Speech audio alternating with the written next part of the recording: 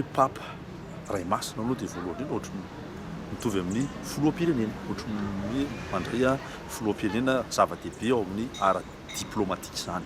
Fa anisan'ny zava-dehibe anankiray koa ray aman-dreny ara moraly, autorité morale ny papa zany io moa izy hoe tonga eto amintsika hoe hamafy fiadanana sy fanantenana.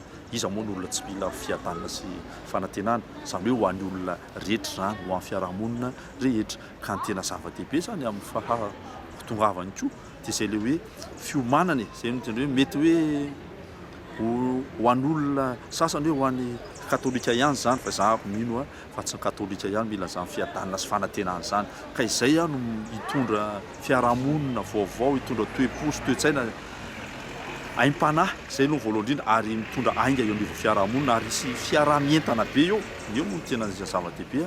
Ka dia tsara miomana amin'ny lafiny rehetrarehetra na ara-panahy na amin'ny zavatra rehetrarehetra mba manaraka ny lamina tsara apetraka. Izay ngamba anisan'ny antso lehibe hoe hitady fahasoavantsika dia mba manaraka ny lamina tsara apetraka ny tompona andraikitra rehetra, mba tsy sanatry ny vava hoe fahasoavana no tadiavina ka sanatry loza no hita. Fa ny tena hirariana dia izay le hoe tsy le fahandalovan'ny papa indre-pandeha, fa le tsika le hoe ohatry ny hoe hamafy, izany hoe tsika ho vonona ho sehatra ho toerana lonaka handray an'izany, hitsimoka aniry ary hamokatra eto amin'ny tantsika, izany hoe fiadanana sy fanantenana. Izany tena zavatra hirarian'olona rehetrarehetra zany. Ka dia hirasoa hoe mba samy miomana tsara dolidoly tsika rehetrarehetra amin'izany zavatra zany, ary misy tombony be da be io rehefa miainao anaty fiadanana sy filaminana amin'izay ny olona, dia moramora ny manentana ny olona amin'ny zavatra maro.